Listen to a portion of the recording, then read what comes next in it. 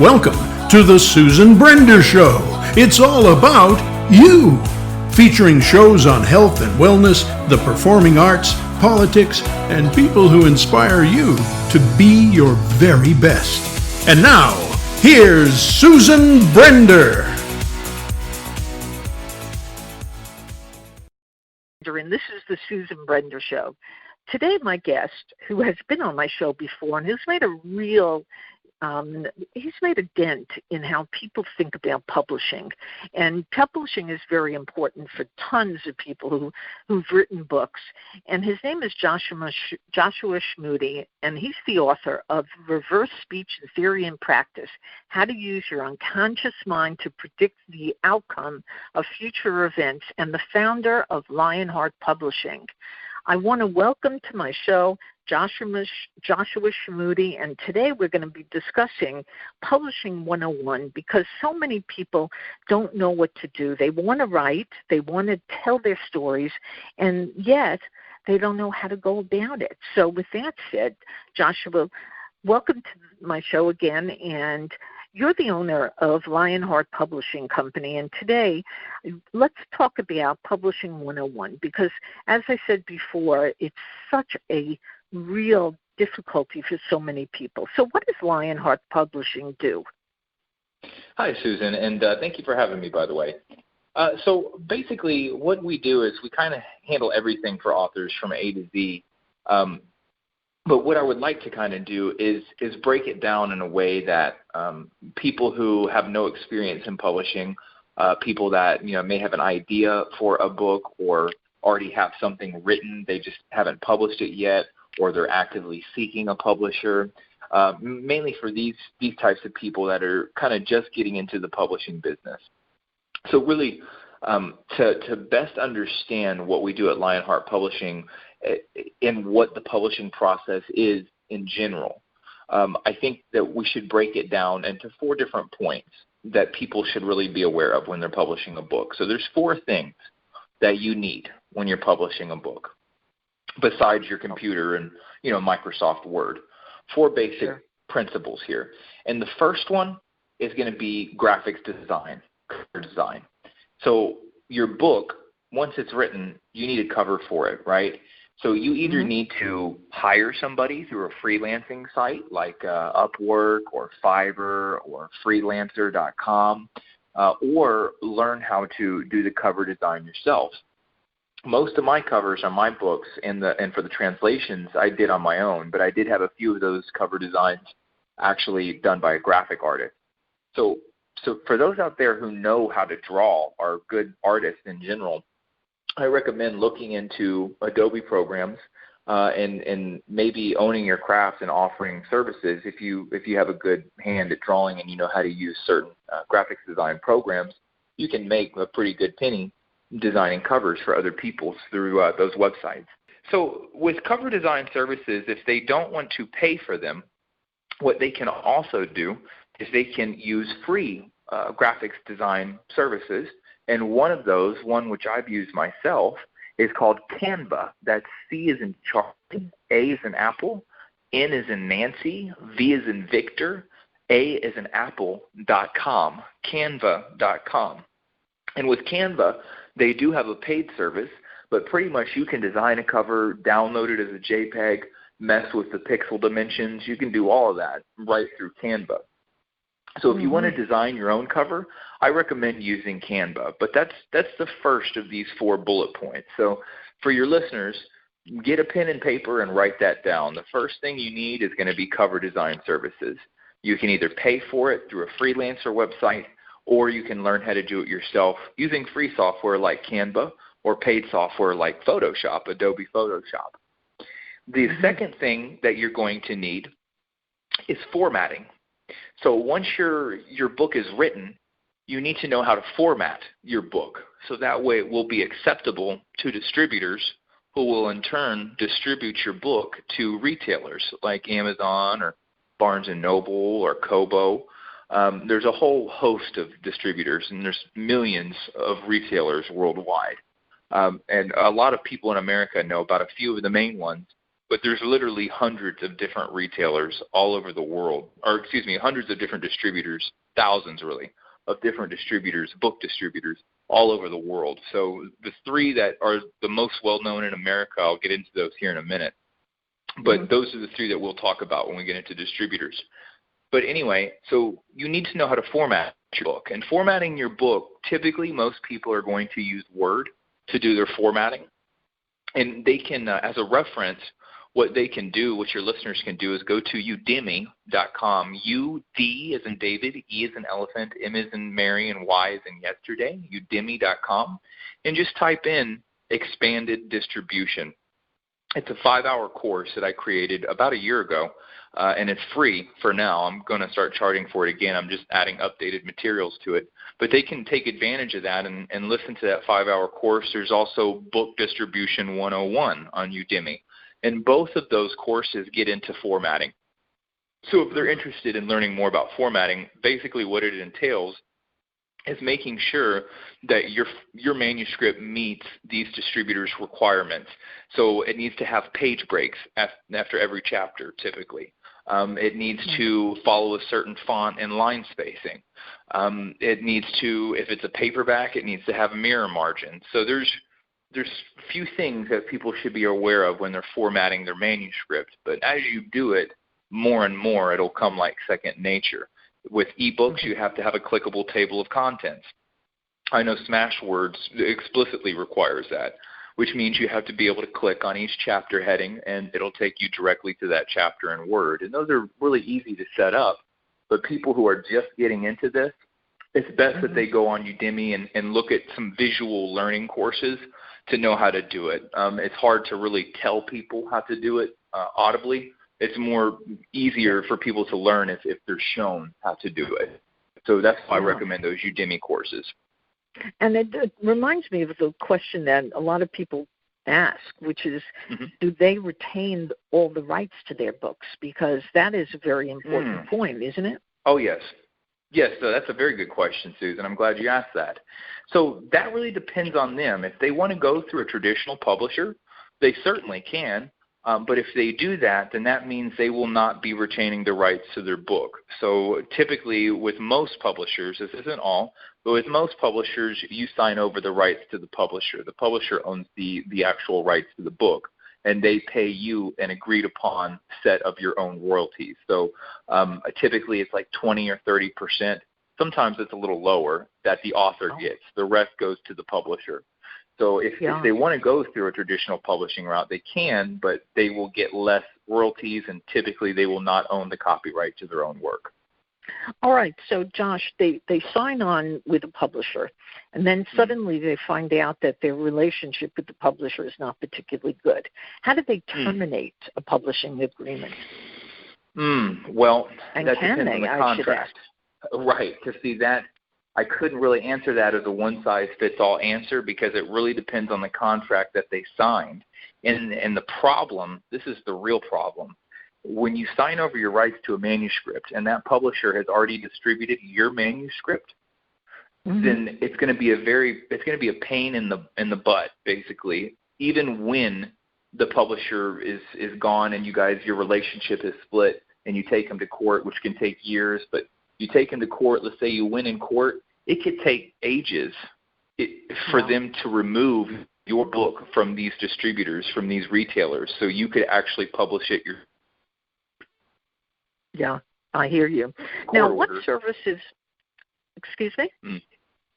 Well, no, I was saying if you get a court order, let's say you have a contract and you have to take them to court and you win, they could still take forever and a day to remove your book from the distributors that they use, meaning your book will still be available by that publisher on those retailers' websites. So that's really a thing that authors should really think about before they get into that type of relationship with the publisher. But which, anyway, of course, what were we going to say? Yeah, which leads me to the services that you provide that makes you set apart from these people who may want to kind of take advantage of a publisher. What do you do for them? Right. So what I do is I provide services on an as-needed basis. So rather than authors having to sign over their rights to me, and I own the intellectual copyright, and I distribute it, and I pay them. I handle it on a per-service basis. So if they need cover design, I'll handle the cover. They pay a flat set fee. If they need distribution, I'll handle the distribution. It'll be an account in their name that they'll have the login information to.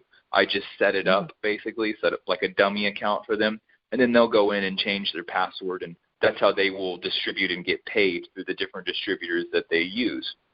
So that's pretty much how I do it. Each of these 4 things that I'm mentioning here, I handle as a separate service or product for the author. Yeah, and also royalty rates. I mean, people hear about that all the time, and they think that the royalty rates are huge, but I have a suspicion that they're not. But what about them? Could you explain a little bit about how that works? Yes. So typically with self-publishing, your royalty splits are going to be about a 70-30 with Amazon. And this is if you self-publish. So this is if you publish directly through Amazon. It'll be a 70-30 split. So 70% goes to the author, 30% goes to Amazon. Now, if you go through a publisher, that is not going to be the same. A publisher is probably going to get 70 or 80%, and the author will get 10 or 20%. So you get significantly less royalties if you go through a publisher rather than just do it yourself. Now, if you're a very well-known author, you might want to go through an already established publisher because they'll handle the PR aspect for you. But typically, most of the younger publishers, the less well-known publishers, will not handle that service for the authors. So they're not going to handle the PR, the press release, the getting on shows. They're not going to handle none of that. They'll just give you a small advance and expect the author to kind of take care of that stuff for them. So if they're a more well-established publisher, more well-known publisher, then yes, they'll handle it. But they're also very selective about the books that they're going to publish. You know, that's right. Money on it. So yeah, today, online publishing seems to be the trend. And is there any difference between putting it out there as a book, say for Barnes & Nobles or one of the bookstores, as opposed to doing something online, which, as I said, is a trend? Right. So this gets me into the third point, distributors. I'm glad you mentioned that. So the first point was going to be your cover design. The second point is your formatting. The third point is going to be distribution. So once your manuscript is formatted, you've got your cover design for your book, the next phase of the process is you have to distribute your book. And there's a whole host, of distributors that you can use. But there's 3 very well-known distributors here in America. The first distributor is going to be Amazon KDP, which is a Kindle Direct Publishing, basically. And they can go to kdp.amazon.com, I believe is the website. So what KDP does is they distribute your book through all of Amazon's websites worldwide. So your book will be available on Amazon.com, Amazon.ca, Amazon.uk. So Amazon is pretty much in every country all over the world. So your book will be available at every single Amazon site throughout the world. And it typically takes about 72 hours. So you'll upload your manuscript, which will be your Word document. You'll upload your cover design, and then you'll submit your book. And it'll give you a chance to preview your book, too, in like a Kindle Fire, so you can see what your book will look like on a reading device. So that's how you get it through Amazon. Now, Barnes & Noble, Kobo, Walmart, all these other online and physical stores, you will use separate distributors. So distributor that distributes to Barnes & Noble would be Smashwords, which is SMASHWORD, as in David, S.com. Smashwords.com will distribute. They're one of the bigger distributors. They'll distribute your manuscript to Kobo, to Barnes & Noble, to Scribd, Access 360. They also distribute to a few library distributors as well, and that'll be a separate show. We can get into library distribution, which is kind of its own little side shoot. But anyway, Smashwords would be a second distributor that they could use to get it on a lot of other websites besides Amazon. Now, the difference, Susan, between physical and online, there's a difference. There's a few differences, but one of the main ones is with physical stores. If you're trying to get into physical stores, obviously you're going to want to have paper. There's 2 things with a paperback. One, if you don't own your ISBN number to your paperback, if somebody else owns it or if it's issued by Amazon and you're trying to get your paperback into larger retailers like Walmart, into their physical stores, then you're going to run into some issues. This may have changed now that CreateSpace has moved over to KDP, but typically a lot of authors who got their ISBN number issued to them through Amazon or through CreateSpace basically were not able to get their book into other stores because Walmart is considered a competitor with Amazon. So if they look up your ISBN number and Amazon shows up on your metadata, they're not going to accept your book. So what you'll have to do to circumvent that for your paperback, and which is what I did, is you'll have to bite the bullet and buy an ISBN number. In America, you have to buy them through Bowker, Bowker, Bowker.com. And what Bowker does is they sell ISBN numbers. They have a monopoly on ISBN numbers in America. So it's a business opportunity if you want to make a small investment of $1,500. If not, you'll pay about $150 for one number, one ISBN number. If you want to make the investment, you can get them for about $3 a number, $2-3 a number, but you're going to have to buy 1,000 of them. So this is how Bowker works. You know, it's great if you're trying to get into business selling ISBN numbers. You can do that. Otherwise, you're going to have to bite the bullet and pay that $150 and get your ISBN number, because your name will be tied to the metadata rather than, or your publishing company's name, rather than CreateSpace or, you know, one of these retailers' competitors. So they really need to think about that with their paperback. That's one point.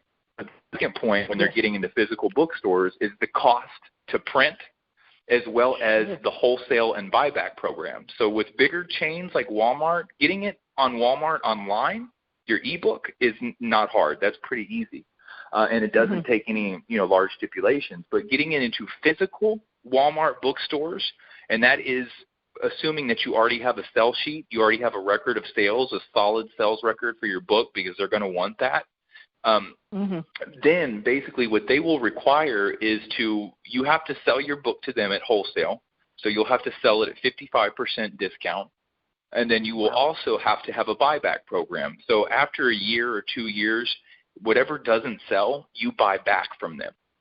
So if you're a less well-known author and you're not financially established yet, I do not recommend trying to get your book into physical bookstores, because it can be a disaster, the bigger ones. Smaller ones are not as bad, but bigger ones like Walmart, hold off on that for a minute. You know, I get it's an ego boost for most people, you know. I mean, I get it. My book's in Walmart. It's definitely a huge ego boost. I totally get that. But it's not worth you going bankrupt in the process. Like, make sure you're already well established first. Which leads me to which leads me to the questions. There must be different angles that people can take so that people find out about your book. So I'm thinking of, well, you could give talks in libraries. You could give talks in places like Barnes & Noble, if your book is there. Give me some ideas, or give my audience who are trying to publish a book some ideas of places that they can promote their books. Right. So basically, and that really gets into the fourth point. So after the distribution is taken care of, and it is in retailers, the last step that you really want to do when you're publishing your book is to market it, of course. Now, a lot of people think you have to dump a whole bunch of money into marketing. And I'm telling you right now, if your business plan is throwing thousands of dollars into a marketing scheme and hoping people buy it, that is a horrible business plan. You need to be focusing on outlets that want to buy your book and that you don't need to spend a lot of money to reach them, right? So the best way to do that is to set up talks in libraries, as well as sell your book basically to libraries. Now, they just offered a new program for ebooks where they have like an LCCN number. But typically, when you're selling your book to libraries, what you want to have first is your LCCN number, which is your Library of Congress control number. You have to have this number typically for most libraries to be able to pull you up and to order your book. You know, they require you to have this number. Not all, but most of them do require it. And you have to get this number before you publish. So it is free. It doesn't cost anything, but you would have to go to LOC, L as in Larry, O as in Oscar, C as in Charlie.gov. That's the Library of Congress's website. You'll go there, and then you will apply for an LCCN number for your paperback, and I believe it's a PCN, P as in Peter, C as in Charlie, N as in Nancy, a PCN number for your ebook, I believe.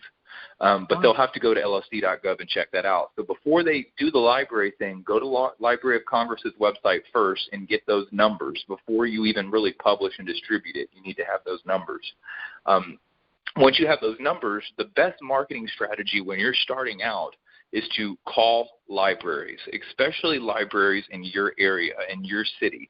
Call libraries. Once your book's out, you've got the number. Speak with their acquisition department typically, and let them know, hey, listen, I'm calling on behalf of, I would not recommend calling them and saying, I'm a self-published author, can you please buy my book? Call them and say, hey, look, yes, how are you? Can I speak to their acquisition department? Yes, okay, thank you. Hi, my name is such and such. I'm calling on behalf of blank, blank, blank publishing. And I have a few books here that I really think would be a great addition to your collection. The author is also from this city, and start the conversation out like that. You can also offer to do lectures at the library. So this is another great marketing ploy. Once you speak with their acquisition department, you can also set up something with their events coordinator. And this is they welcome these types of things at the library. So set up, how to write your own book 101 or how to distribute your book. Do something nice, a seminar that you can give at the library for 30 minutes. Record, take your phone, take pictures of yourself, and then write your own press release and distribute it, which we can get into that in another show as well. But that's one of the most cost-effective ways to advertise yourself without paying a lot of money, and it'll grow over time.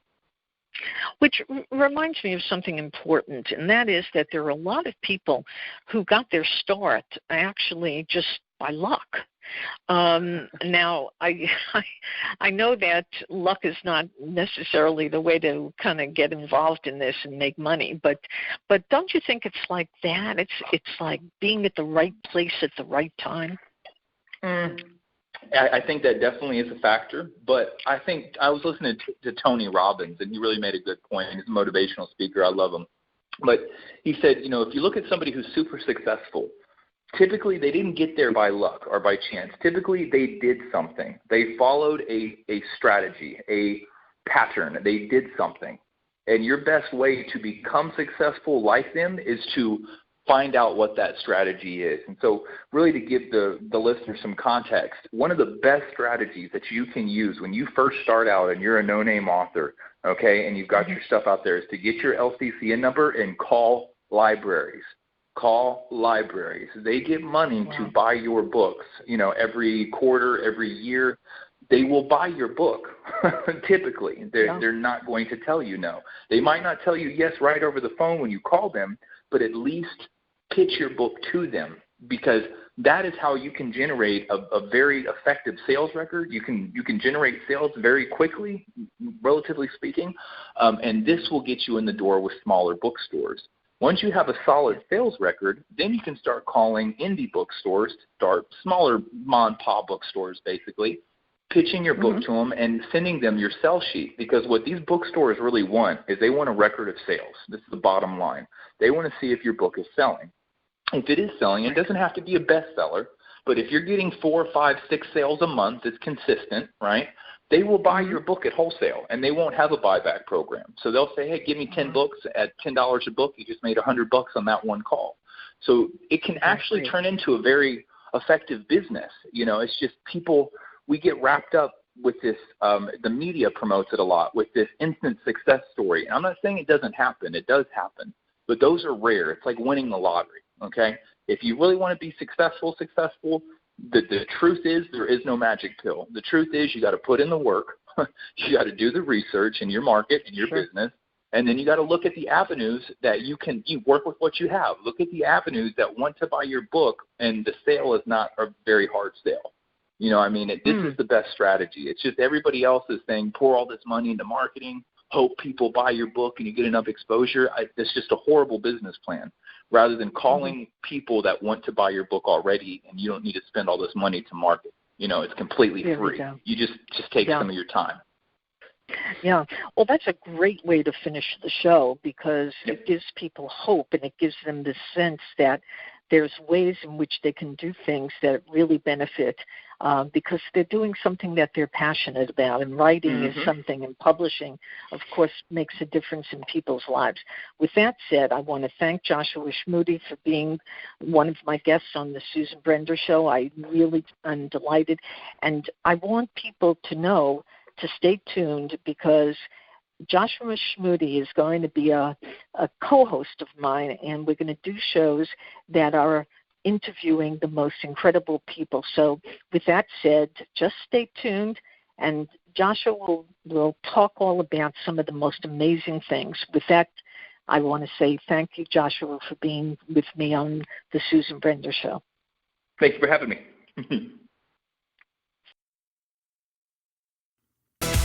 Thank you for listening to The Susan Brender Show. To be a guest, email sebrender@yahoo.com.